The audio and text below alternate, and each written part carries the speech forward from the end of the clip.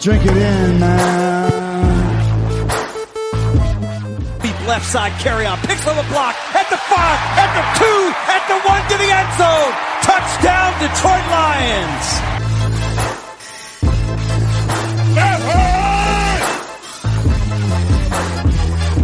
Drink it in, man. Get up, Stafford throws. It is end zone. Caught! Oh, baby, what a catch! Kenny Galladay, you're a freak! What a catch! Touchdown, Detroit Lions!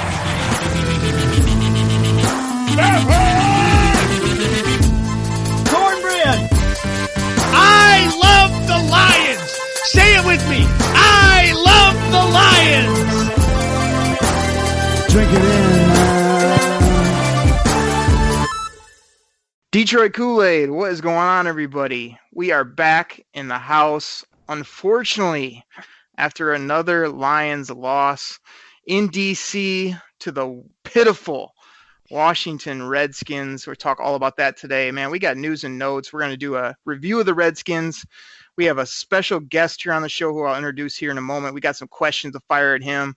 And we're going to talk about this Turkey Day preview. Lions got the Bears coming in. Grifka's favorite quarterback, Mitch. That's a dog's name. We'll get to that in a little bit. We'll talk about the Turkey Day preview. But before we get to that, we're happy to have on the show today. This is a guy that's supported the Detroit Koolaid Cast since day one. This guy showed up big time with his crew in GB in Green Bay when we were there for Monday Night Football. We had a ton of fun meeting this guy, chatting, talking football, eating burgers, having a couple cold ones, and just really, all enjoying the Lions together. So, like I said, it's been a while. He's been listening. He's been sharing this with other people. We're like, we got to just have you on the podcast, man. So I'm happy to bring on and introduce Paul from Tampa. Paul, what's going on, man? Oh, doing great, man. Thanks for having me on. This is quite the honor.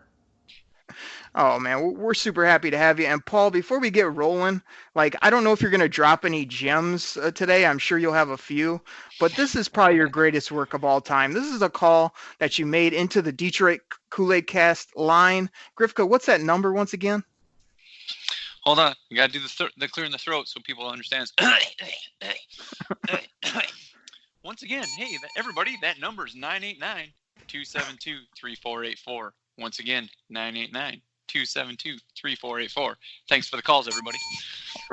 A great cheap plug by Grifka, but let's listen to what Paul dropped on the Koolaid Cast line. This is good work. I expect more of this today on the show. Detroit Koolaid Cast. Hey, this is Paul from Tampa, one of the people. Hey, I got two quick things. First, the people need to know the truth behind Grifka's Friday and Saturday draft absence. The rumors are swirling about what happened. First, I heard he was out shopping with Martha Ford over at the Sunglass Hut. Then I heard he was out at Golden Corral pounding down prime rib with Scott Mitchell. But the craziest thing I heard was he was taking a joyride out with Brock Marion's stolen conversion van. However, I go on Twitter and I'm reading that he was actually at home taking care of his kids for the weekend. Allegedly. If that's the case, man, Okery, you need to quit busting his balls. Is there anything wrong with spending time with your kids? Nope. Last thing, I love the AO pick. I'm thinking he can contribute day one. Even if he's a backup to start the season, DBs tend to get banged up a lot anyway, so he's going to see the field. I'm looking forward to waking the neighbors when he makes a play. Hey, yo! Oh, baby! Oh, hey, I got to switch to another call. Titus Young is calling me collect. Drink it in, man! Oh, baby!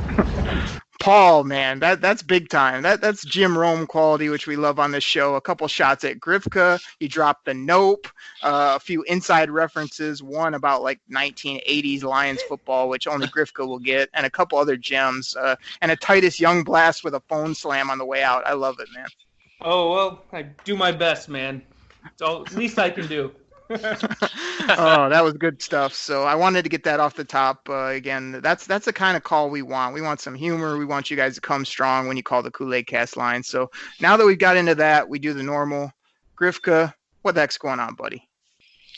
Oh, man, it's big week. It's Turkey Day. It's like watch the game. If the Lions are doing good, you stay up and watch the whole thing. If not, you let the tryptophan kick in. By halftime, you go to sleep and just check the score and wake up watch the Cowboys game.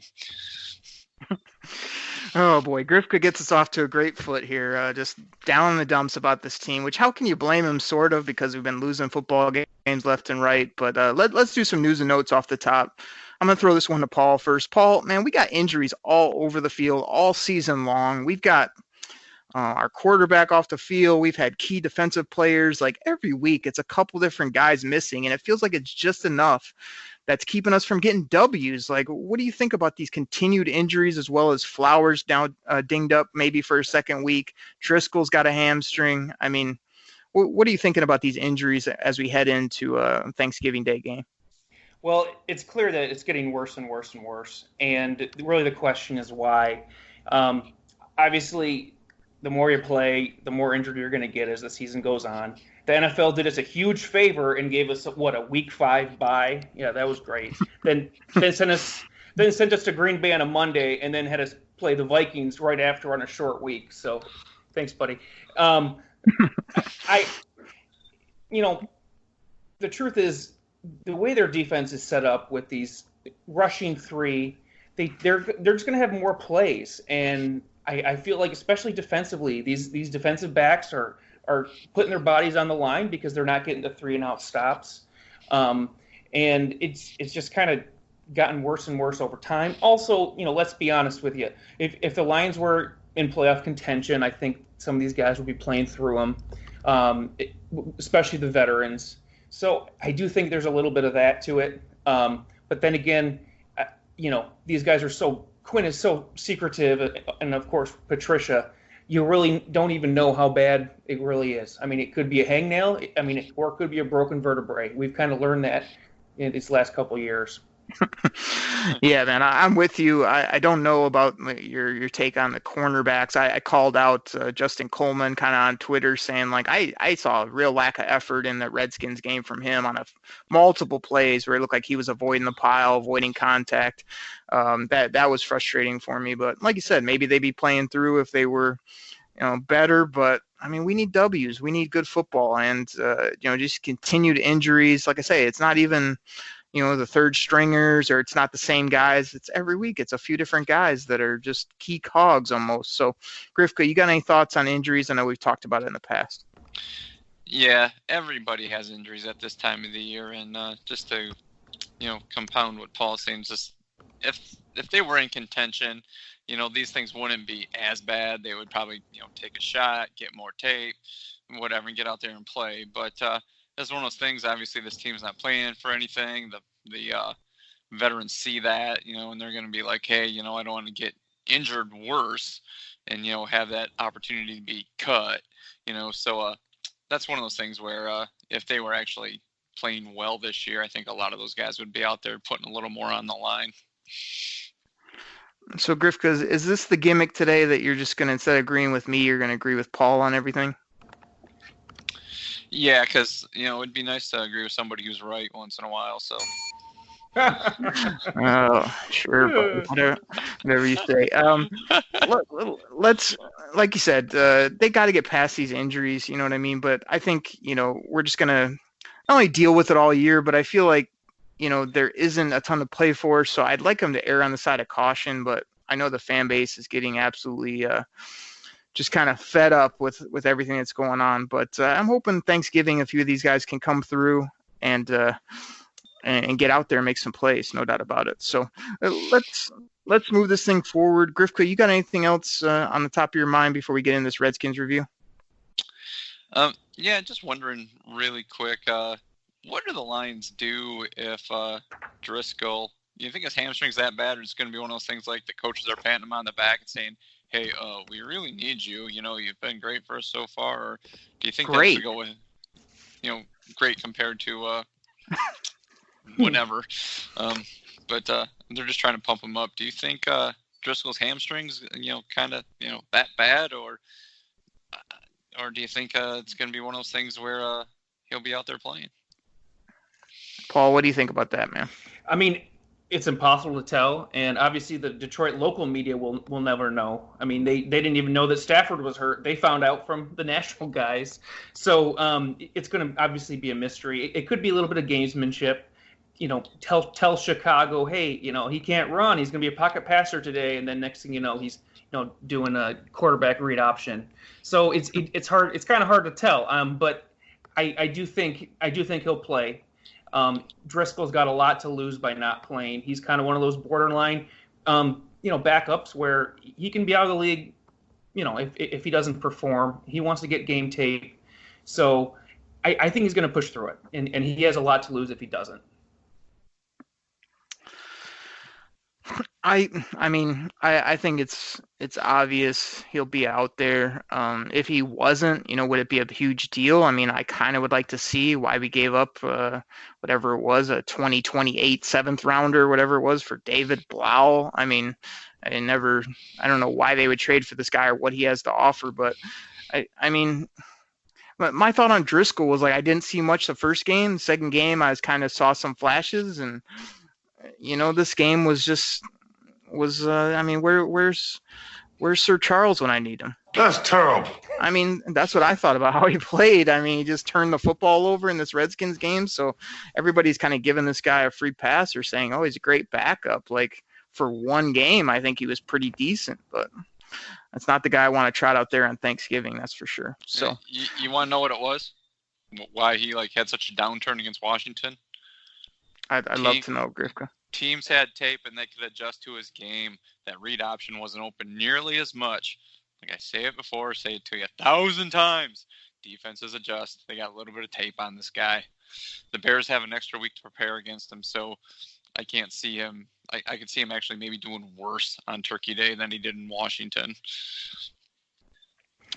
And I think he brings some decent stuff to the table when it comes to, I did see his athleticism more. I mean, Big Hughes was telling me, oh, this guy, he's terrible. He holds on the ball way too long. I was kind of like, I mean, other than the turnovers, I didn't totally mind him, but he started turning the football over and just kind of crumbling late in the game. I mean, yeah, that pissed me off, but, I think he's a suitable backup, I think, in some ways, but it's pretty obvious that he can't throw the football like 9 and can't get things done. So, I mean, what are you going to do? Like I put out on Twitter too. I mean, all these people were always saying if Matt Stafford goes down, like we got no chance. What happens? Matt Stafford goes down. We start losing a couple games and they want to burn the house down. It's like, what do you expect? I mean, this guy was playing for the Bengals at wideout like 3-4 weeks ago, and now we're expecting to come in here and win 4 in a row for us. I mean, that's the kind of stuff I just can't understand. Like, people, just there's a noticeable drop off. It's pretty obvious. So let's get to this Redskins game. You guys ready to do this? Let's do it. So looking at this game, I mean, when did the Bo Scarborough fumble happen? I'm trying to find that here. Was that our first drive, or was that early in the first quarter when he put the ball on the ground? That was. Go ahead. That was in the second quarter, about 10 minutes in the second quarter, 10:21 actually. Okay. To me, I mean, Bo Scarborough really jumped off the screen a little bit to me in this game, just with his ability. I mean, he had some huge rush lanes. I mean, some of these plays were either blocked up really well or whatever, but he got out the gate and was rolling. But, we had one called back on a kind of a bogus call, 30-yarder that got called back. That fumble really hurt him. But, I mean, early in the first quarter, the Skins come down, and got a field goal. So that first quarter was a bunch of nothing. 3-zip Redskins. We're heading in the second quarter.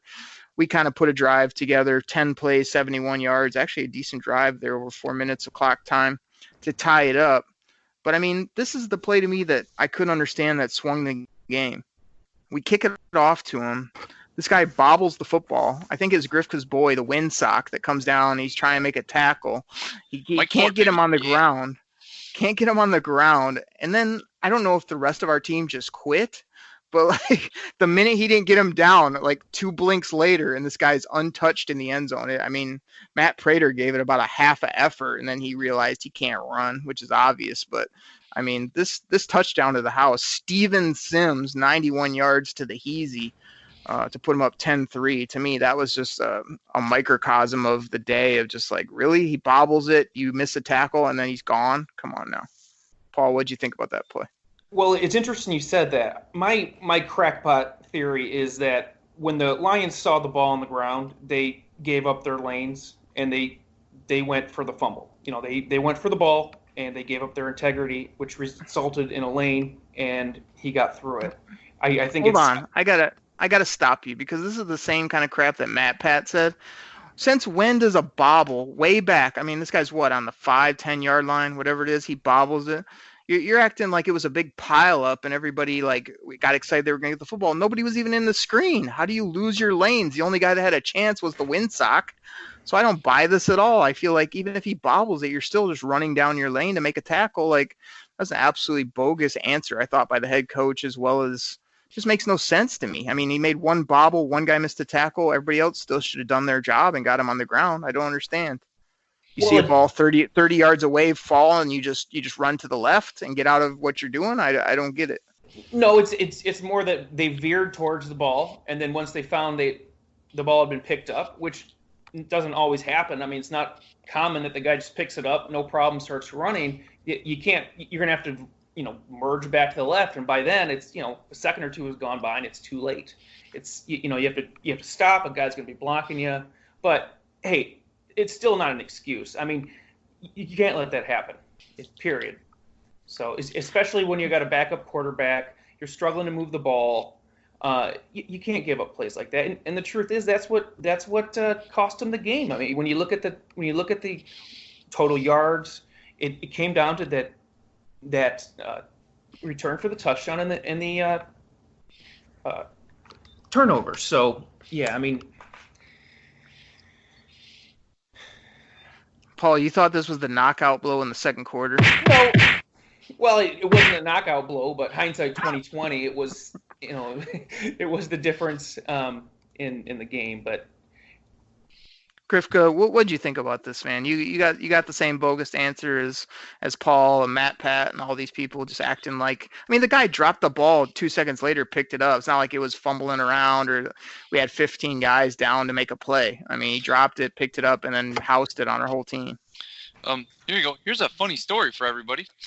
So I'm watching the game, eating my Sunday pizza, and I don't know, I must have got a little too much extra meat on that thing because I saw a score. So I'm like, okay, something kicked in, had a rumbling the tumbly, had to go use the bathroom. So by the time I get back, I see Driscoll with the ball again. I'm like, what, did we get a turnover or something like that? So I sit down, and then it shows his first play, and then the score comes up. I'm like, they gave up a freaking kickoff? I'm like, what the heck happened, man? So I was kind of mad. So once again, I had to see the replay on that. And the replay is just that special teams play was horrible. So, yes, I mean, I can see the point of view of, like, once you see the ball drop, on a muff, kickoff, then, yeah, you do leave your lane. That's what you do. You don't continue to run in the same area that you're supposed to run as a natural kickoff thing. So I can see Matt Pat's point of view. I think it is a lousy excuse, and his team, Mike Ford, the Windsock, should have made the tackle, but other guys should have been there as well.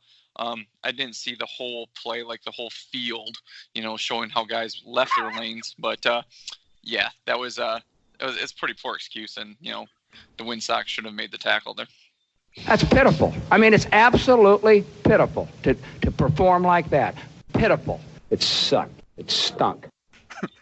Thank you, Jim Moore. I agree. So this puts the Skins up 10-3, and it's one of those plays where when it happens, I'm sitting there going, really, like, you're playing this pitiful squad who has a rookie quarterback, and you give up a 91-yard house call on a garbage play like that.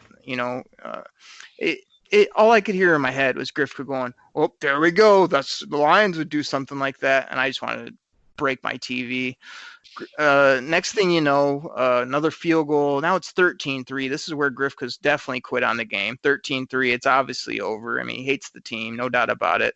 I'm sitting there thinking, like, this is embarrassing that we're down, 10 points to this sorry squad, but there's no reason we can't come back. What do? We come down with 14 seconds left. Old reliable Matt Prater drills a 49-yarder, absolutely dead middle. I was just like, man, this guy This guy's no joke. I mean, he just puts it through the uprights all day. So 13-6 head into the half. Hey, I have a quick question. Grifka, When oh boy. No, Washington got that extra 3 points that was at the Scarborough fumble. Scarborough fumbled on that, and that's where he got it.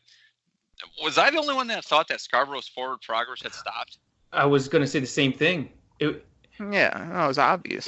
How can the refs not call that? I mean, the pile's not moving, and there's plenty of times where there's a quick whistle on that, but the refs were still kind of like running in, letting it go, and then all of a sudden you see like everybody like kind of jump for the ball, and there was probably a good 3-4 seconds where his forward progress had stopped. And let's hand it to Rondé Barber. I hate listening to Rondé Barber call games, but even he said, he goes, wasn't his forward progress stopped?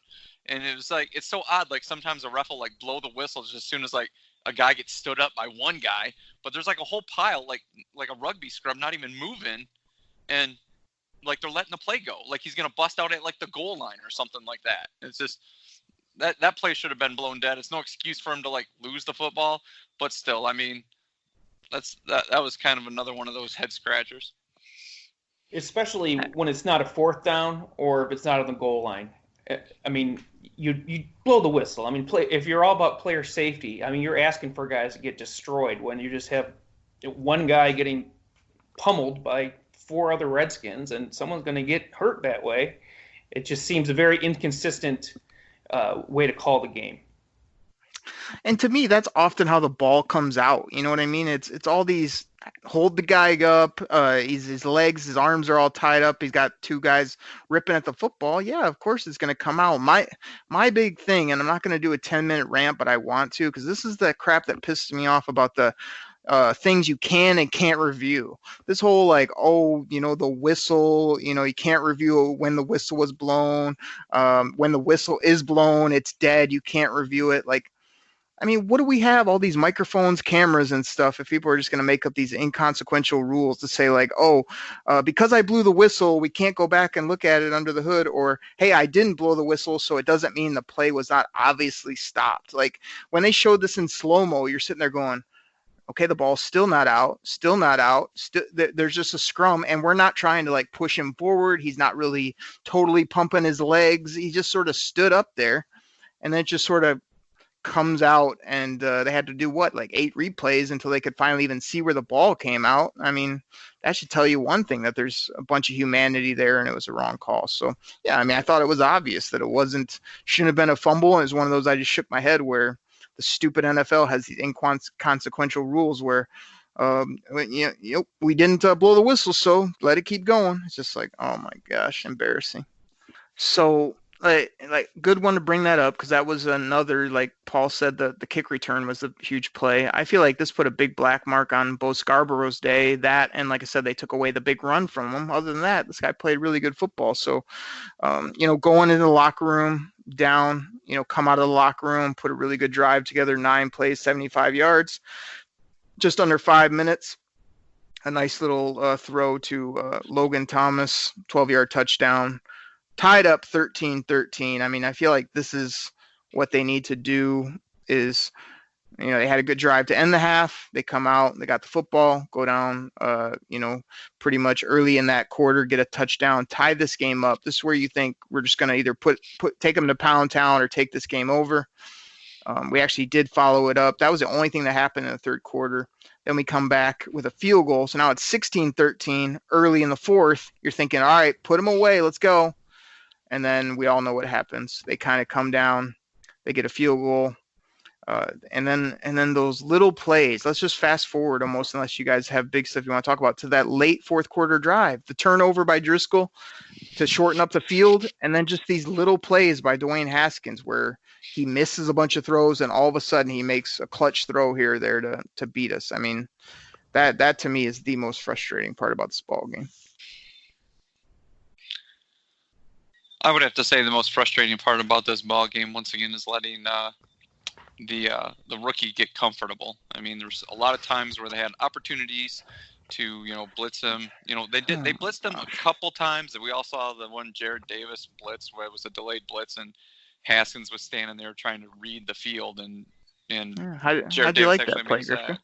What's that? That's a pretty good play by JD, wouldn't you say? Yeah, it was amazing. Now every Lions fan think we have Mike Singletary at middle linebacker. It's like the greatest thing of all time. But Jared Davis still sucks. So Grifka, I'm gonna let you talk for another 20 minutes, but I gotta call you on something real quick. You said we made Dwayne Haskins comfortable. Do I need to read his stats? 13 for 29 for 156 and a pick. Does that sound like a comfortable, good quarterback back there, or does that sound like a guy that had a terrible day and still won? No, I didn't see Dwayne Haskins back there picking us apart all day, so I don't agree with you there. Well, there were a few pass plays where he just overthrew guys, but where he had ample time to make the throw and make the read. And yes, on that final drive, he was pretty comfortable. I mean, he had plenty of time to step up in the pocket. Let's see. He had the difference between the final drive and all day. You said all day. I mean, I felt like we pressured him a bit. He was obviously not good. So no matter if he missed a few or whatever, he struggled. Okay. That had, Okay. But anyway, so that final drive, he had ample time to go through his read and hit Adrian Peterson standing out in the flat wide open because no linebacker decided to guard him. And then, a couple other times, like you said, he hit the throw to, it was Terry McLaurin where he had all day to throw because, once again, we ran the patented rush 3, drop 8. So, yeah, I mean, he was pretty comfortable on that last drive, comfortable enough to lead him to a final score and then go take a bunch of selfies. So, Paul, did you think Haskins is standing back there just picking us apart, or did we just basically cost ourselves the game, not only on the kick return, but the turnovers by Driscoll, and they couldn't make a play on the final drive? Tell me if you heard that before. Well, I do think that the game plan was actually different than previous ones, and some of the beat reporters were mentioning on Twitter that Patricia was talking more to to obviously Davis on the defense, and they think that he was a little more involved in the play calling. And I did see a little bit more aggressiveness. However, at the end of the day, when you're aggressive sometimes and you just completely drop 8 back, it still is going to make your defense tired. You're still going to have these drives. DBs are run all over the place. They're going to get tired. When Slay gets burned, specifically in the fourth quarter, you just know it's because, hey, they're not getting the pressure they need to. And Davis, I know you guys kind of go back and forth on him. Hey, he's not bad at everything, but there is a linebacker on the Lions who is bad at everything, and that's Christian Frankenstein Jones. Okay. Okay. What do you mean? We gave him a new fresh deal. Yeah. He's got to be amazing. The oak tree in my backyard is more nimble and agile than that guy. I mean, so when you see him, I don't even know if he's blitzing or if he's just rushing, but he doesn't get any pressure and he doesn't accomplish anything. And you got to ask yourself, well, why not just put Reeves Maven in there or even Killebrew, have him, actually get around the edge, or if he needs to drop back, do something. So I do feel that the defense actually did play a little better, and if Haskins was just an average to above average quarterback, this game could have been really ugly. He missed a lot of throws. So, it's hopefully that answers your question for you guys. Yeah, no, I agree with you. He missed throws. I was just, I felt like it's just another game where we basically were a couple plays away. Everybody's ragging on at the end, like, oh, the Lions went in, lost in Washington, like they just are a terrible team. I mean, it's a classic NFL game where the other team missed some throws, we made some bad plays. It came down to that final drive. If we go ahead and like Grifka said, when do they throw the ball to Adrian Peterson? The guy has, he averages probably like 10 catches a season. He ends up catching one late, uncovered. And then that throw to McLaurin, to me, was a bad throw too. And he makes a ridiculous circus kind of fingertip catch, which any other time it probably bounced off his hands. And then they're out of field goal range and away we go, either to overtime or maybe we put a drive together and win it. And to me, this whole season has been a microcosm of, the year we always won at the end. This is the year where we've been in every football game, and other than when me and Grifka were there live in person and saw the late play by Slay and then the really gutsy call to throw it on third down to ice the game. I mean, that and maybe the Philly where we had one play to make on defense and we made it thanks to a half a drop by the guy in the end zone. I think it was Aguilar or one of their receivers. Like, other than that, every game's come down to a final drive or a few plays, and we haven't made them. So to me, this is what I said at the end of the game. Is that's another game where all you had to do was make a couple plays, and instead you let Washington do it. And like you say, you got a rookie quarterback beating you, a terrible football team beating you, a guy forgetting the game's still in progress, taking selfies, beating you. I mean, an embarrassing loss, to say the least. One of the most embarrassing in the last few years I can remember, to lose to this type of Washington team in this fashion at this type of game, regardless of who the quarterback was. Yeah, that's pretty bad. Even with the injuries the Lions had, they still, if you were to put those teams on paper, the Lions would still have more talent on the field. So, everybody keeps saying it's just no, they're still playing hard for Matt Pat. You hear the sound bites from Coleman and everybody's still in here, and then you get like other sound bites from Slay saying he's going to play hard no matter who's the coach. So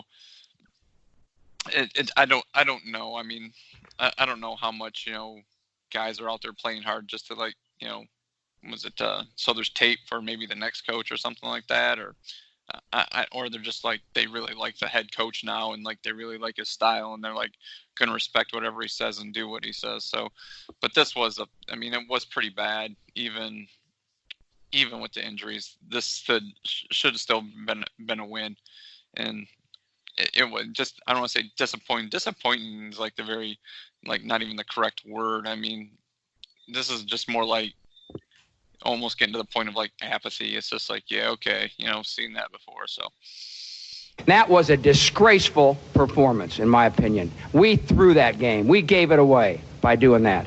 We gave them the friggin' game. In my opinion, that sucked. Thank you, Jim Moore. I agree.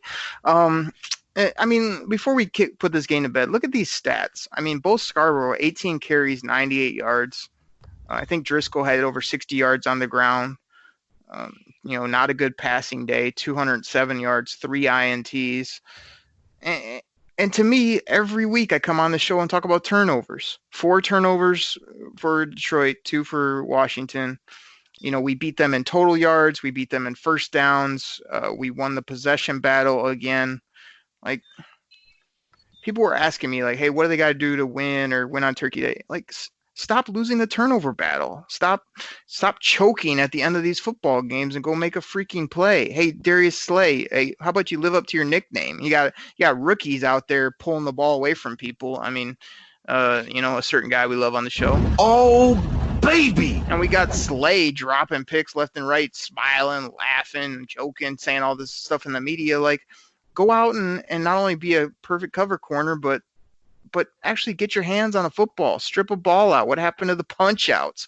All this stuff that is just costing them games. So to me, I mean, this was a swing game again, because you beat Washington. You got mojo going into Turkey Day. You beat Chicago because Mitch Trubisky is just not good. You chalk up another W, then you're playing other terrible teams down the stretch. You could have put something together. Now you lose to Washington. You got nothing. You still got injuries.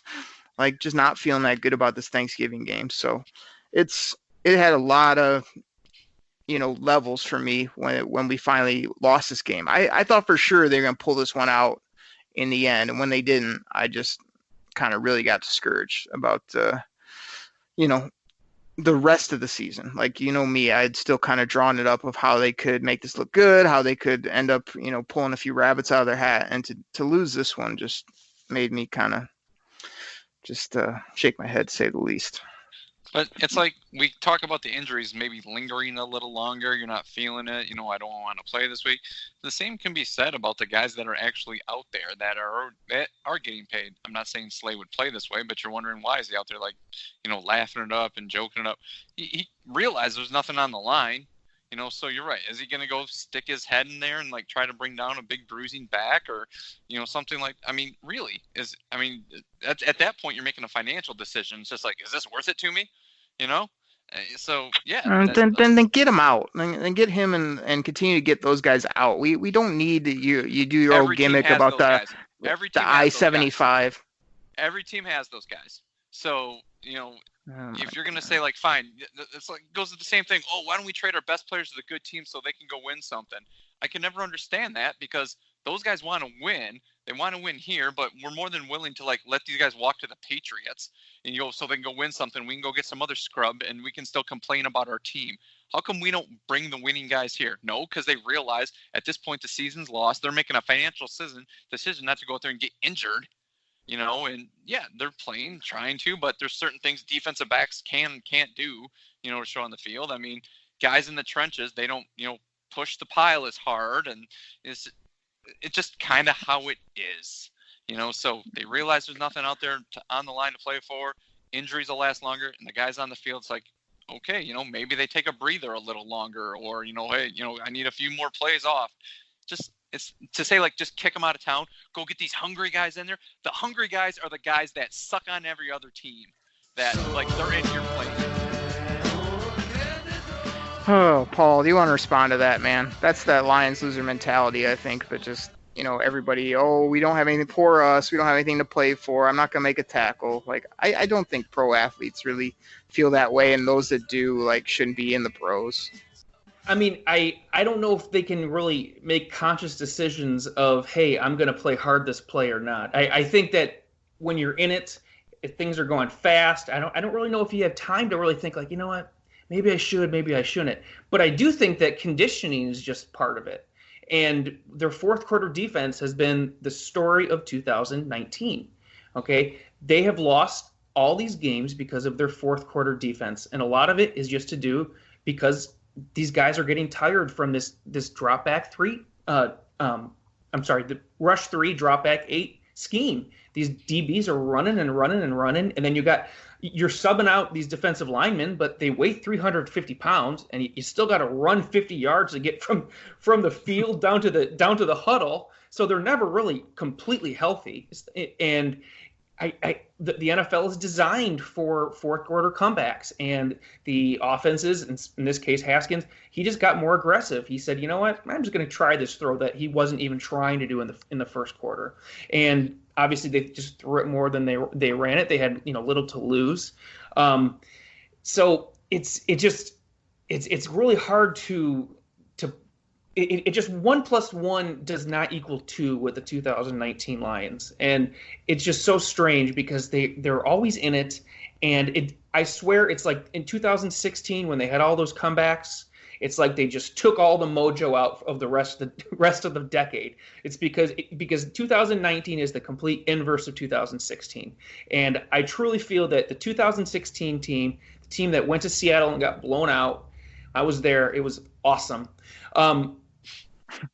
I felt that was an average team that was good at winning games. Okay, but I didn't want to call them a good team. I think the 2019 team is also an average team, but they're good at losing games, if that makes sense. Yeah. So, I don't know if I answered your question or not. I know I went a little bit of a rant there, but it just seems like it's just not making sense this year. And if anybody knew the exact reason, I'd like to think it would be fixed. But clearly, answers there's a lot more questions than answers.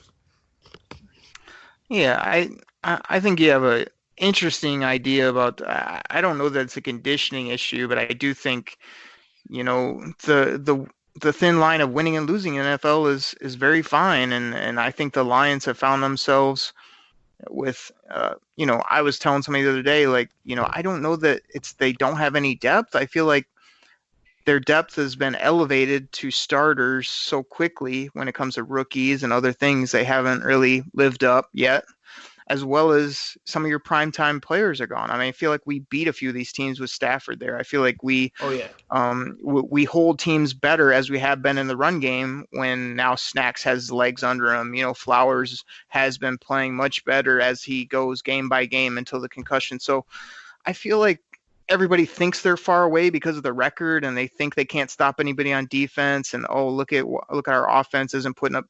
I mean, I feel like there's pretty easy answers for that, but I feel that I don't know that it's going to get fixed this year because I don't know that 9 is going to be put back on the field. I don't think that, we're just going to all of a sudden get super healthy on defense. But like I said, I don't know it's a conditioning, but I do know that a few bounces here or there in 2016 looks a lot different too.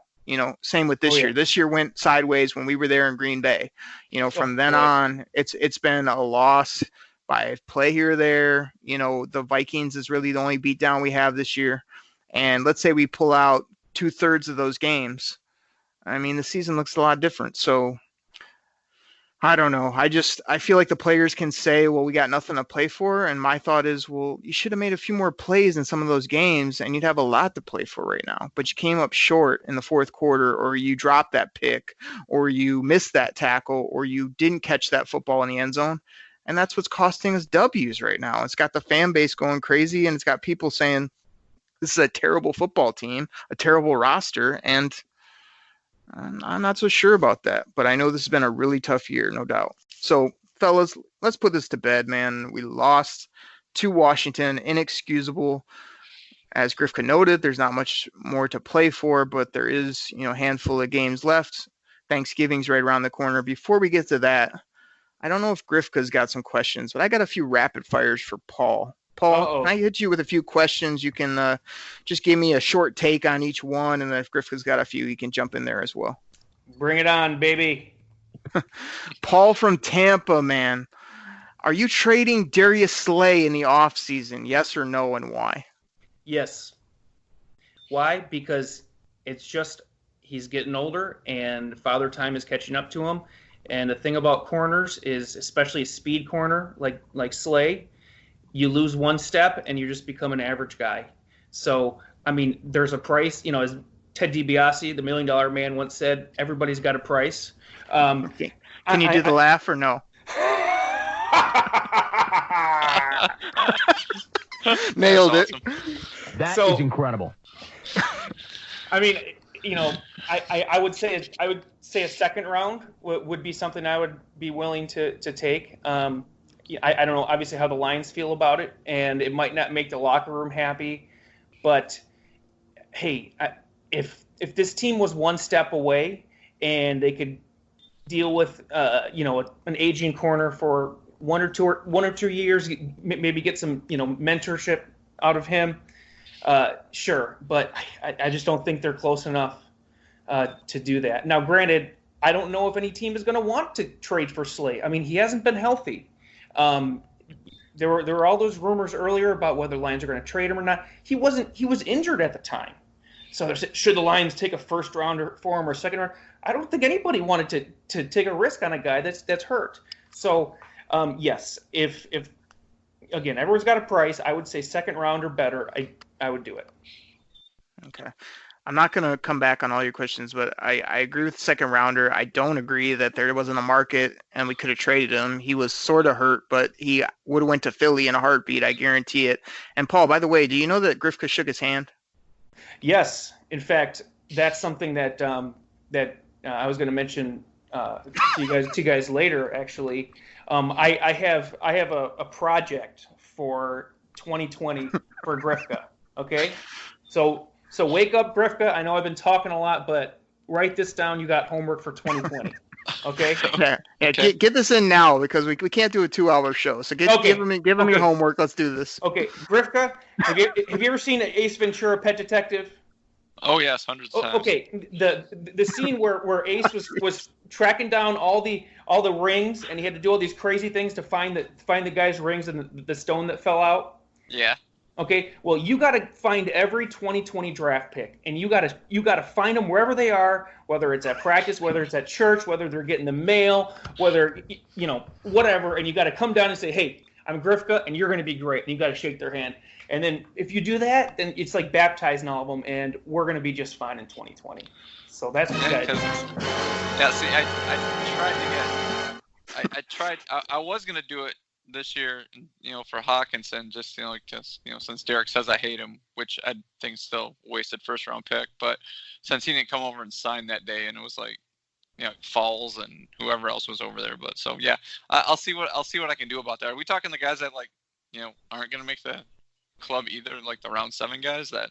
Yeah, that's kind of one of those. You might kind of be wasting your time a little bit, but okay, so I'll start at the top and work my way. Start at the top. I mean, find one of those big blue mailboxes and just hang out and grab it. Grab their hand when they put the mailbox. Yeah, I can do that. You're going to be great. Okay, cool. What if it's Chase Young out of Ohio State? Because if I want to say you're going to be great, and first of all, he's from Ohio State, and second of all, that guy can't put two words together and make a cogent sentence. Be like, that's the way he talks. You didn't listen to like any of his any of his interviews. That's why the coaches always talk, because it's got to be like a translator for like those Japanese baseball players. It's like, yes, he pitched well. It's like that's the same way with Chase Young's coach. Yeah, he tackled well, because like you ask him, what's it? Like, hey, listen, Ohio State sucks.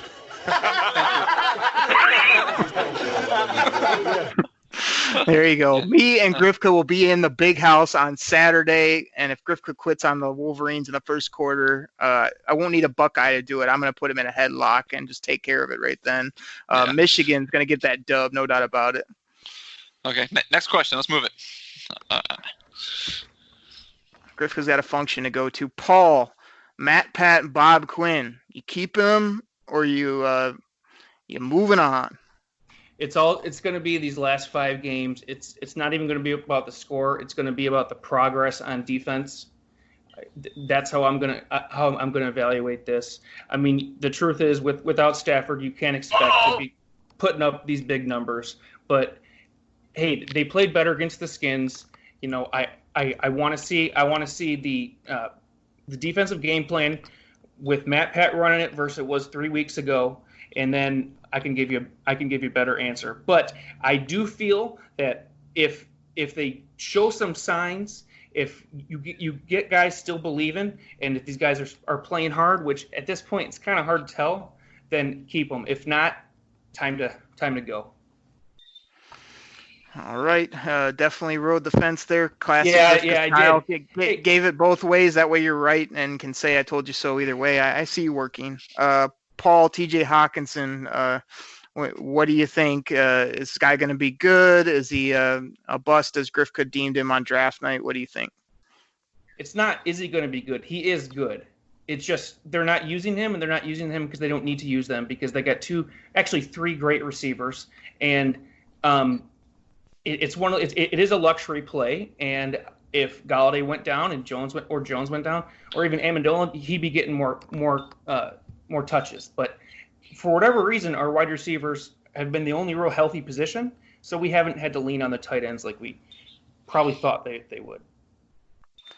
Paul, this defense, Grifka hates it. He thinks that they're just terrible, and he thinks that it's all because of Mother Goose calling the plays. I keep telling him, there's no way that Mother Goose is going rogue calling terrible defenses and Matt Pat's letting it go. It's got to be a talent issue of some sort. Give me your quick take on the defense. Is it the scheme? Is it the play calling? Is it the players? Where are you at on that? It's the scheme, period, end of story. It doesn't make sense that they have more talent this year than they did last year. And the truth is that other teams have figured out the Lions. They've got a whole offseason of game planning, and they don't make adjustments. If you notice, the Lions play poorly in the second half because other teams figure us out. So, yeah, it is the scheme. On paper, these players are so much better in 19 than they were in 18. What would Paul do as a scheme to fix it? Well, first of all, you take Frankenstein Jones and you get him out of there. And you put 4 gigantic 300-pound men on the defensive line every single play, and you go to the quarterback. Sometimes you blitz, sometimes you don't. But I never want to see 3 offensive linemen just looking around for people to block because there's just no one there. Okay, just put pressure on the quarterback, and hey, you know what? You're going to give up a big play here and there, but the truth is, hey, if they're going to score, have them score early. It doesn't really matter. Okay, it's the same amount of points, and just jump back on the field. But you have a chance to get a sack or a turnover. But this whole dinking and dunking, getting these guys exhausted and putting up points anyway, that's really the problem. It's the fourth quarter defense. Paul, 2020. Does this team flip the script? And I also want to know what you would target in the first round of the NFL draft. 2020. Yes, they will flip the script. And I think it's one of those things where you mentioned earlier, game of inches, and this year they got the short end of the stick. I mean, they've been winning every single game this year, and I think all but one of them into the fourth quarter. So obviously they're not a terrible team. This isn't like the Millen days. There's no Jory Harrington running around. So as for the picks, hey, I'm not the draft guy like you, but you can never have enough pass rushers. And if you could get a number one shutdown corner, I'd take that. Just no running back. No running back? What do you mean? I put on Twitter, Jonathan Taylor, get here. Let's get this over with. Let's get ourselves a run game. Let's go the Joik Bell route, meaning find somebody off the street, just throw them out there, and if they're good, keep them until they get hurt. Because we've drafted so many first and second round running backs, and none of them have had over 2,000 career rushing yards since Barry. I mean, just make a list. They get hurt, so find a cheap guy and run him to the ground, and then find somebody else, like what they're doing with Bo. I mean, sorry, you're going to have a concussion, but it just makes sense, at least to me. But what do I know? Oh my goodness, Grifka. I wanted to debut this. Well, I'm sure we'll play a lot more on the show, but I mean, Paul, you gave it a good shot. You gave some good answers, but the new Grifka drop that's sweeping the nation, here it is, and this applies to some of your answers here. It drives me freaking bonkers. Oh, I can't believe some of your takes there. Grifka, you got anything for this guy in rapid fire, or can we talk a little Turkey Day? Let's talk to Turkey Day. I'm interested to hear your point of view on this game. I love how Grifka's moving the show by like he's got a warp speed. No, like when he's not on the show, Grifka, all of Paul's takes are usually the time that you yak on the show. So we're not crunched for time here. Just letting you know, buddy. Well, you're the one that said you don't want to do a 2-hour show.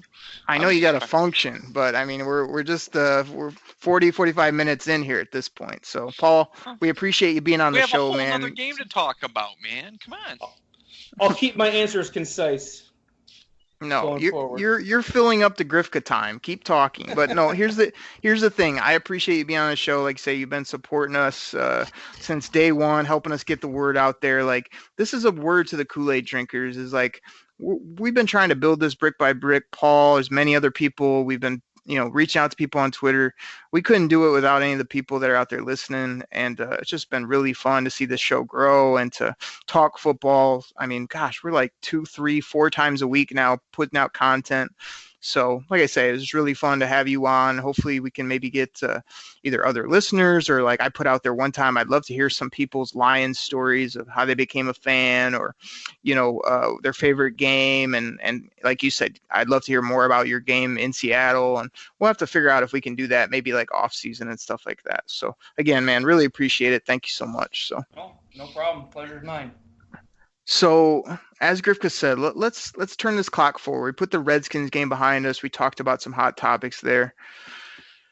Turkey Day, Chicago. Gosh, this is a game that it seemed like it was going to be so hype. There's going to be a ton on the line. Like, everybody thought Chicago was going to be incredible. They've just been, struggling. And I mean, it all starts with their quarterback, and that defense hasn't been anywhere as good as it has been. So, despite the Lions' struggles, this is still a game that we should come in and have a chance at. Should be able to please the fans in attendance and come out with a W. But, I mean, there's a lot of things pointing against it as well, just based on mojo, based on health of the team. I was really thinking this was the game that Matt Stafford is going to come out of the shadows and just out of nowhere there he is suited up. He comes out and throws for 303 touchdowns, gives everybody a great holiday game experience. And at that point we're either off and rolling or here we would have been maybe 2 wins in a row. Stafford's back, but obviously none of that is happening. So let me kick it to Grifka here first on this one. Thanksgiving Day. Lions, Bears, what are you thinking? This is one where I'm hoping Driscoll plays, and like you said, after last game, he hasn't. He kind of took a step backwards, but he's got to be better than undrafted rookie quarterback. And like Paul said, we still have the wide receivers out there. Scarborough ran pretty hard. He did have some nice rushing lanes, but I think the Bears have a little bit better defense. I mean, yeah, they're not the monsters of the midway, but it's just we just saw these guys a couple of weeks ago, and hung tough there with these guys, and Mitch had his career day, but still, I mean, it is Thanksgiving, and the Lions like the national stage. They've liked it ever since I was a kid, so they generally show up for games this, like Thanksgiving, because they consider it their day. It's still gonna be a tough game, with the injuries that the Lions have had. So it'll be a tough one. It's winnable, but it's gonna be pretty tough. Grifka, before we kick it to Paul, now you said you called Driscoll great earlier. Paul said that we have great receivers. If our name was Mitch Trubisky, or we weren't, as good, what would we be? Not that good. Not that great. Thank you. Almost missed your line. Paul, man, pick up the pace a little bit. Pick up Grifka and tell him why, this is winnable, why the Lions need to go in and get this done, and how it's going to happen. This is going to be a win. Okay, I'm pretty confident in that. And I say that because unlike this previous game against the Skins, where we're questioning effort and, how badly do these guys even want to be here, that is never the case on Thanksgiving. Okay, even the worst of the worst teams, they showed up for Thanksgiving. And I feel like that's... I don't know about that. Remember that Colts game where... Yeah, you're like 6 touchdowns, and after he threw like the 5th one, he just kind of like did the Michael Jordan after he hit that 3-pointer against Portland. He just kind of like shrugged his shoulders like, what's going on here? I mean, that was pretty bad. You're right. I was at that game and everyone left early, and I picked up about 50 souvenir cups, and it worked out pretty good for me. Yeah, Christmas presents for the family. Yeah, everyone's a winner except for those that went. The picking. You're right about that. I was just going to comment on picking up souvenir cups. I've had friends and people, oh, that's disgusting. It's a free like $8 cup that you didn't pay for. You go home and you wash the thing. What's the difference? Like I'm with you on picking up the free cups. I don't know about like 50, but like at least 2 to 4 is acceptable. Yeah, I just graduated college at a house. I needed a bunch of cups, so it worked out good. Right. What's the difference? Like you say, you didn't have to pay the $8.50 for the soda or the brewski, and you still get the free cup, commemorative cup. I love it. Oh yeah. So are you thinking W or not, Paul? I can't see where you're going. Yes, I'm thinking W, and I think Bevel's going to be aggressive. I can see some flea flickers. I can see some reverses. On defense, I think they're going to have a completely different game plan than what they did 3 weeks ago. I think they're going to be aggressive. I think if the Bears do score, they're going to be actually like long plays. They're not going to be these, dinking, dunking down the field stuff. I see a 180 in a game plan, at least defensively. Now, on offense, it's kind of hard to say. I mean, you're limited. Your quarterback is a great athlete, but not a great quarterback. But, hey, they got Bo now. They didn't have Bo then. So maybe that's the difference maker. So you think Bo knows turkey? Oh, yeah. Bo knows everything, man. I think so too. I really like this guy. I think he's a probably a 3 hopefully next year. I'd love him to be a 2-3 hybrid type running back where he's got that thump, he's got that speed. I'm not putting him as just some stud, but I think he's been way better than advertised, as well as he's young. And he just is different than a lot of the running backs we have when it comes to size, speed, thump, came from winning program, all that. So, yeah, Bo knows, no doubt about it, and I keep him rolling. I really liked your take, too, on the trick plays. I harp so much on this show about winning the turnover battle. Go back and watch the games we won. What did we do? A little bit outside the box, play calling, a couple outside the box or trick plays that flip the script. I mean, between a play here or there when it comes to catching a defense off guard and a couple turnovers, I mean, those things win ball games right there. So I really like it. I think they will probably pull a rabbit or two out of the hat. I think that, to me, it's all about the defense. Are they going to continue to, even if they're better at the run, if you cannot keep these guys in front of you, come on, Coleman, make some plays. You're getting paid crazy coin. Melvin was out. I mean, we liked what the rookie did, but you got to make it tough on these receivers. And I feel like way too often, I feel like it's back to the Nevin Lawson days where, just guys running wide open, 3 yards behind in coverage. Even my boy Will Harris, he's like a step or two behind. Like, let's get it together. Let's make plays on the football. Let's make it hard for receivers. Get in their face, jam them at the line, play some nasty defense against the Chicago team, and try to keep Khalil Mack off your quarterback. And you should have a chance to win this game, I think. So I don't know. I think it's still going to be kind of an ugly football game, but I don't think it's one they can't win. But I don't expect fireworks by any means, and I think they're going to have to switch it up, as you said, to come out on top. Grifka, what are you thinking when it comes to give us a score and a prediction? Well, this is going to be a tough one. I mean, are we doing the same kind of like we with Stafford? If Stafford plays, it'll be this. If not, it'll be this. Or we just going straight from, we're banking on Driscoll playing here? I guess that's my first question. Oh, well, I mean, at this point, I think is Driscoll playing or is it Blau? I mean, do you think there's any chance Matt Stafford suits up? I mean, I haven't heard that anywhere. That's a Grifka. Let me get the music here. I mean, is this breaking news? Did your boy Dave Burkett call you, or is this one of your one of your conspiracy theories that we might see number 9 roll out there, like I said, have the jersey on and make everybody's holiday special? Because I haven't heard that from anybody. I'm just asking. I don't think Stafford will play, and I'm just wondering. I think we stand a better chance of winning this game with Driscoll than we do Blau, but I still think my score is going to be the same even if Blau plays, and that's going to be Bears are going to win this game. Sorry, Lions fans. I mean, I kind of used my string of victories when they showed up against Washington. So Bears are going to win this game. I got them winning this game 24-13. Grifka, where are you at on coach and GM? Like, we know that you predicted 12 wins. You were roses and butterflies before the season. Since they've started to lose, you've went Eeyore on me. You've went negative. You don't think they're going to do anything. You hate the team. If they get blown out in this football game, are you going straight up 97-1 the ticket, Mike Valenti, and just want everybody fired, start new? I would. Gosh, I could see him. You're actually thinking about this? This is a thought for you? Yeah, because.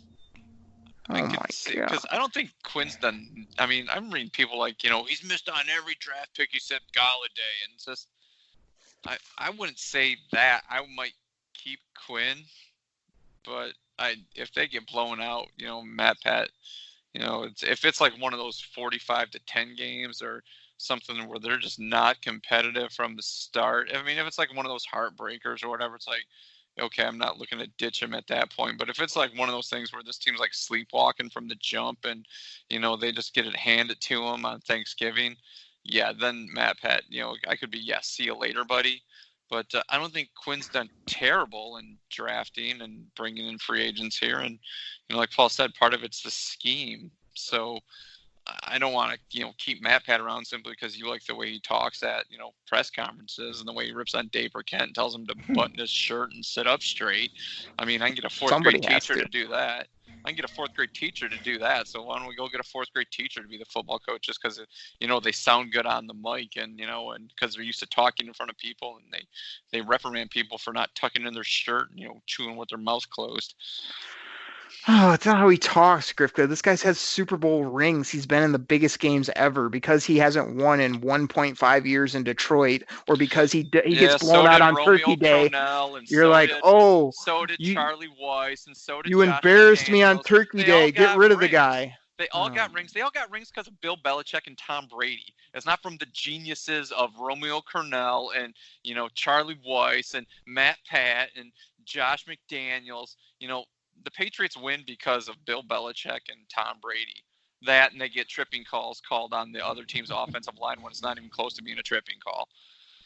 So every defensive call that went through, Belichick overruled him. This guy had no clue what he's doing. This guy didn't. Bill Belichick was a defensive coach. You know that, right? I realize the NFL didn't start till Derek Oakley showed up, but you realize Bill Belichick was the defense coordinator on those Giants teams, correct? You know that, right? Right. What's your point? Yeah, I would have to say Bill Belichick put the final stamp on every call. So when the same thing you say about Mother Goose, he's just the figurehead, but, Matt Patricia's still calling those plays. That defense still looks like hot garbage if your genius head coach is calling those plays. So it doesn't matter who's calling it. Yeah, I would have to say Bill Belichick. He's the one calling those, making those game plans, and Matt Patricia was just the figurehead there. Does that make you feel better? All right, so we've established Matt Patricia was just sleeping at every meeting, and Bill Belichick made the scheme, made the game plan, called him on Sunday. Doing rocket science. Matt Pat he's just a showed up. Science guy. He was, he's a rocket science guy. So right, couldn't be a talent issue, or it couldn't be that it was well-established program when Matt Pat and when Bill Belichick actually started winning. I mean, did he win in his first year and a half? No. One Hall of Famer on all those defenses. Ty Law is the only Hall of Famer on all those Super Bowl championship defenses. All of them. He's the only one. Vince Wilfork may get there. But there's no other defensive back. There's, Stephon Gilmore's there right now, but he doesn't have that quite career there to put him in the Hall of Fame. None of those linebackers. Maybe Teddy Bruschi. But that would be it. So, yeah, I would have to say scheme. To say that he had all this Hall of Fame talent there, no. And it's Bill Belichick. He was the defensive coordinator. He's the one putting those game plans together. Oh, boy, how quickly it turns. I would love to – we just got to pull up tape from a year ago when you loved the coach. He was a defensive guy, could bring in – now you're just way off the rails on it. I love that he was a defensive guy, but this defense hasn't shown enough. This year, where were they last year, Griff? Top 10. And because he's had one bad year, because he ruins your turkey day, you're going to fire the guy. Yeah, that's real smart team building. Oh, man, you ruined my gravy and biscuit. Oh, yeah, right. Get out of here. Keep him around because he rips on Dave Burkett. Let's keep that, coach. There we go. Oh, my gosh. Paul, you got anything on this? This guy drives me nuts over here. Well, Okra, you're probably too young to remember this, but I'm sure Grifker remembers. Back in the Wayne Fontes era, they would be hiring and firing defensive coordinators and offensive coordinators all the time, and he would always scapegoat them. And guess what would happen? They'd turn it around and they'd make the playoffs the next year. It happened constantly. In fact, Wayne Fontes fired his own brother. Okay, and then guess what? Next year they made the playoffs. So getting rid of Mother Goose isn't even an option. It has to be done. And if Matt Pat can't do that because of a loyalty thing, then they're doomed. But to me, that's the quick fix. I mean, look at what happened with the offense. On paper, it's probably the same, the offense is, and it from 18 to 19, and Bell came along, and guess what? It's better. Well, maybe that can happen with the defense, and I understand that it's Matt Pat. That's ultimately his it's his responsibility, but you probably have an echo chamber kind of thing when you already know all your defensive players. You need defensive coaches. You need an outsider who has a completely different idea of it all, and I think that is what can turn around this defense quickly. Paul, I want your take on where do you fall in coaches' scheme and what they call versus what's executed? Because I can't imagine that we're just fumbling and calling these horrible defenses that any team would just slice up. I always feel like it's more of a talent issue. I mean, is that just me, or you think that if you call a perfect D and your team's not up to snuff, you're still gonna just be better than the other guys? I don't get that.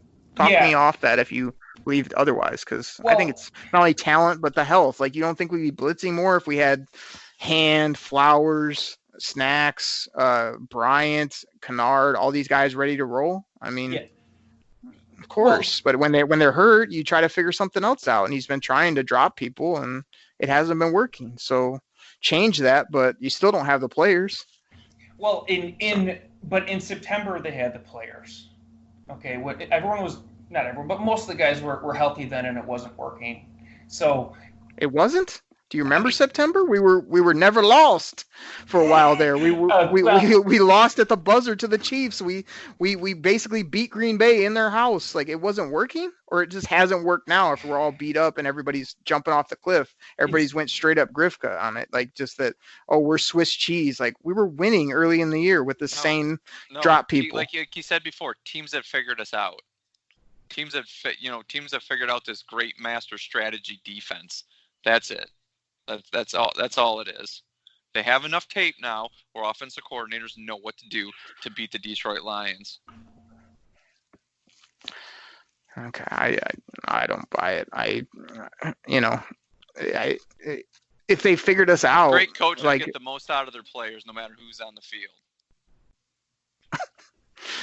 Do you think that there's a chance maybe he's getting the best out of what he has on the field right now, and it's not good? Well, then, yeah, everybody keeps saying that on paper, this team's better.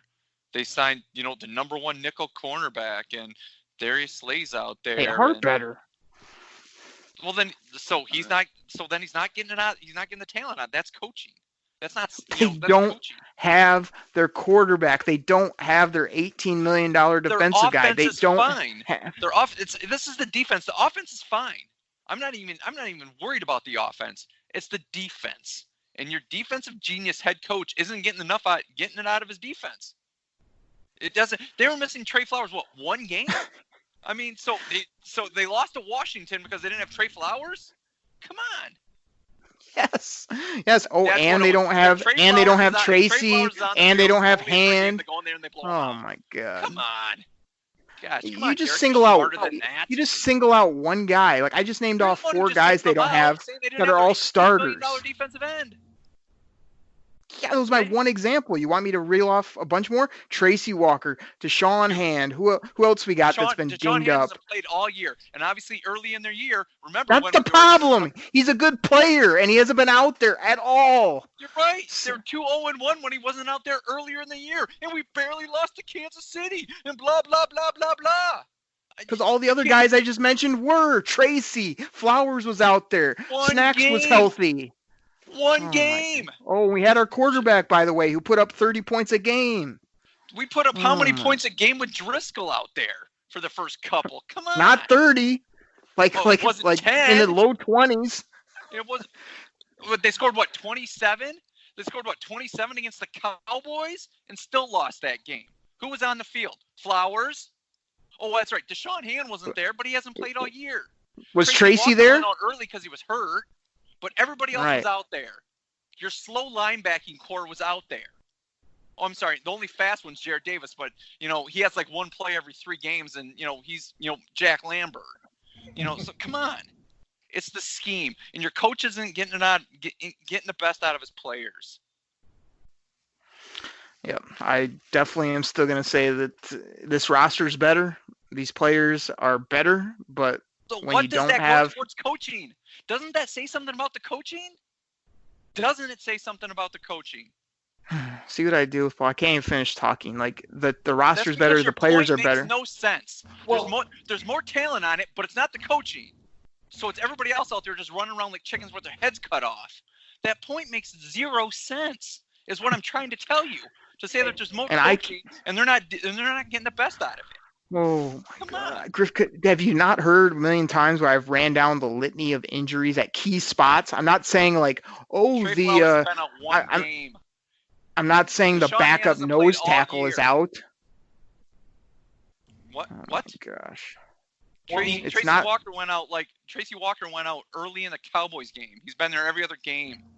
Come on. Yeah, and he's been really good every game, and he's helped our defense. He's made plays on the ball. He's guarded tight ends. And they've still lost. They have 7 losses. They didn't lose. Like when everybody was rolling.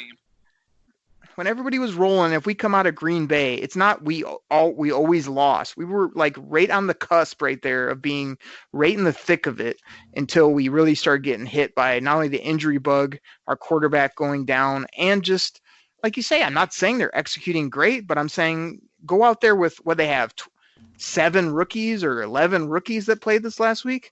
Go out and win with that roster with some genius head coach that's just I'm going to call a defense and they're going to magically make plays. Or are you going to call a defense and they're still not going to be good enough at this point to cover people or to rush the passer or to make the adjustments like they need to when you got a rookie like Tavai out there doing all these different things. Like, I'm just saying, everybody that's going crazy, like, it's definitely could be an injury issue as well as like Paul said, probably a big leap in 2020, make a few adjustments and get your roster back where it needs to be. And the offense has been good. It sure looked a lot damn better with 9 back there and throwing the ball deep to all our wideouts. You see any deep passes the last few weeks? You see any big explosive plays?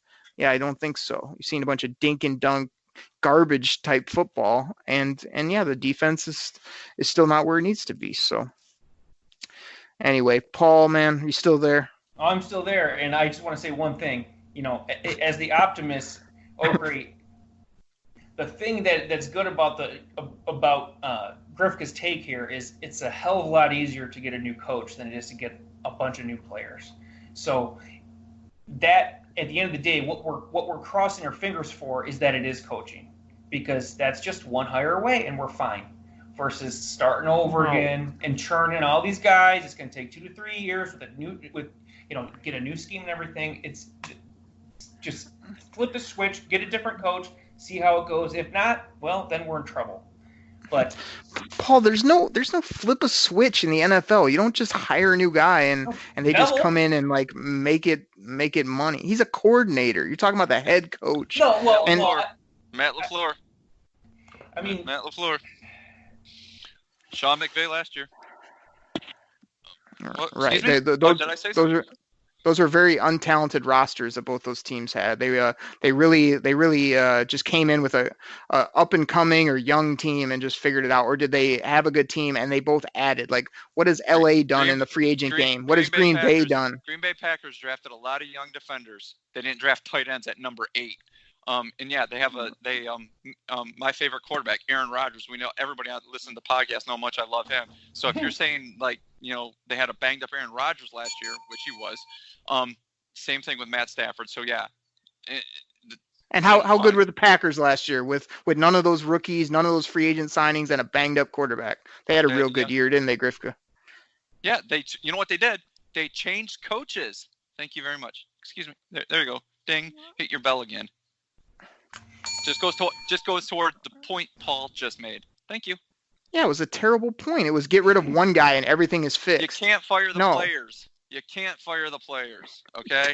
And I know you're ready. Get them on a bus outside of town, and we'll get some young, hungry guys in here. Yeah, all those young, hungry guys, like we talk about, those young, hungry guys that are happy to be here, they're going to play hard, are all the scraps off everybody else. I'm sure Kelvin Pearson was more than happy to sign a contract here in Detroit, being the backup safety, but he knew the Tampa 2. Yeah, but he was a young, hungry player. Paul, this is my counterpoint to you about you get rid of the coach or it might be the coach. When we go back to players, how many players have you seen over the years that were either drafted or brought into a team and maybe the first year or so it didn't go so well? They weren't performing, they weren't reaching their potential. And then, hey, all of a sudden, wow, look at him playing a lot better. Like almost looks like a whole new player. What happened? Well, maybe he just not only has more time, not only in the scheme, the organization, but maybe it just clicked. So like my counterpoint is like, okay, just get rid of the head coach, go start over basically, not only from a coaching perspective, but did you ever think that all these players have been brought in for this coach's scheme, for these different things they're trying to do organizationally? So you go ahead and get rid of the coach. The new coach wants all different types of players. He wants a new scheme. So you're starting over. And like, you didn't even give this guy two years of football to flip an organization that's lost for 50 years. Like that's like drafting a rookie and then after 6 games booting him out. Like you can be frustrated with a guy. You can say like he's not performing. I expected more.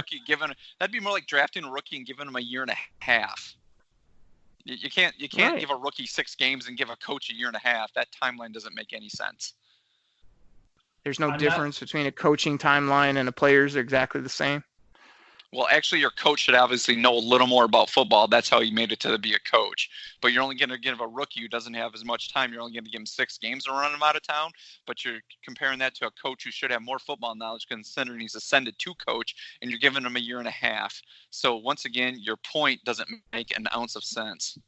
At least use the same analogy. I'm not saying you get rid of Matt Pat. I'm saying you do the Wayne Fonts and you fire your brother.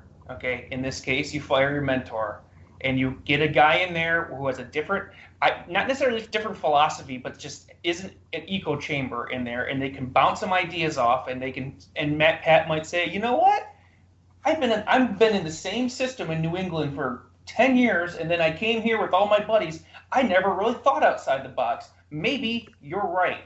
Matt Pat can stay on as the head coach and do his normal responsibilities, but you just have a different person drawing up the game plans. That's what I'm saying. I think getting rid of Matt Pat isn't necessarily going to be now, granted, if Matt Pat doesn't want to adjust, then we're going to be in the same boat. But an easier fix, and it's worth the try, is just to get a new DC and try that for 2020. Oh, yeah, I don't know. I mean, I think this is a proven, not only system, but a proven guy that's won. He's not winning right this moment, and he hasn't won the last year and a half, as Grifka would say.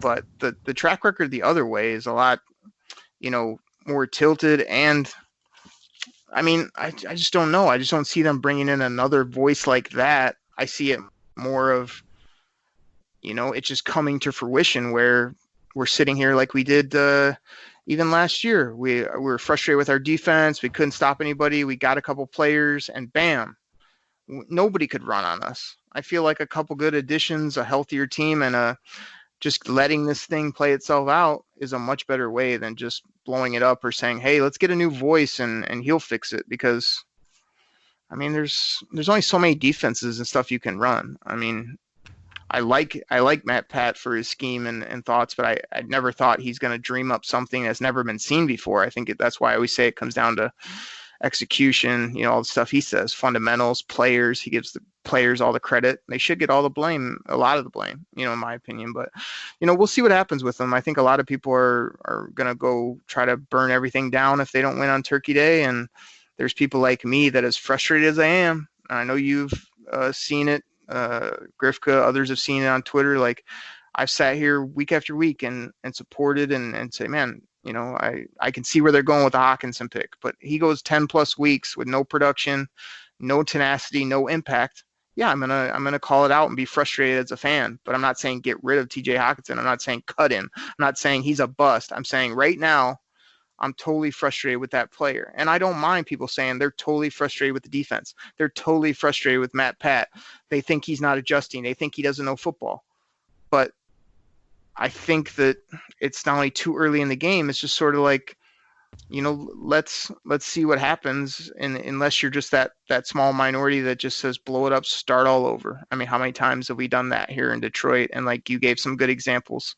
You can go ahead and brush out a coordinator or put window dressing on it, but I think it comes down to if you're either going to ride it out with Bob Quinn and Matt Pat for the next, I'm definitely giving them one more year, if not two, and I think they're under contract for 3 more.